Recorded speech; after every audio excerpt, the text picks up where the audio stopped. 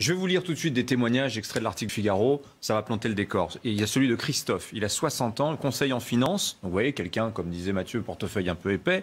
Il est parti s'installer au Portugal. Écoutez ce qu'il dit. Je me suis senti en phase avec les Portugais, très francophiles, attachés à la préservation de leurs traditions, dotés d'une identité très forte. Et voilà ce qu'il dit de la France.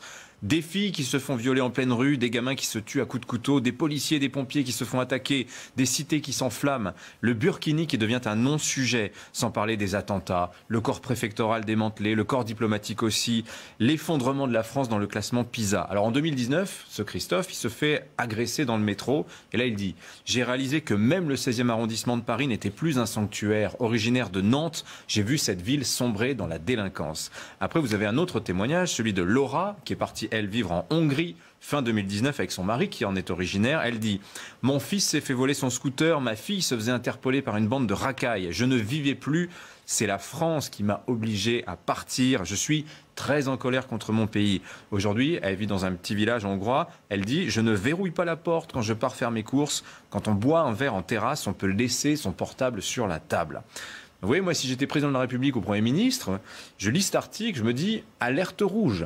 Alerte rouge. Alors, vous avez remarqué que le point commun entre ces deux témoignages, évidemment, ça n'est pas emblématique de tous les cas d'expatriation, mais le point de départ de l'exil de ces deux-là, c'est une agression. Ils partent parce qu'ils ne se sentent pas en sécurité en France, et ils partent, comme dit Christophe, parce qu'ils sentent son mode de vie menacé. On est quand même sur des enjeux qui sont extrêmement lourds.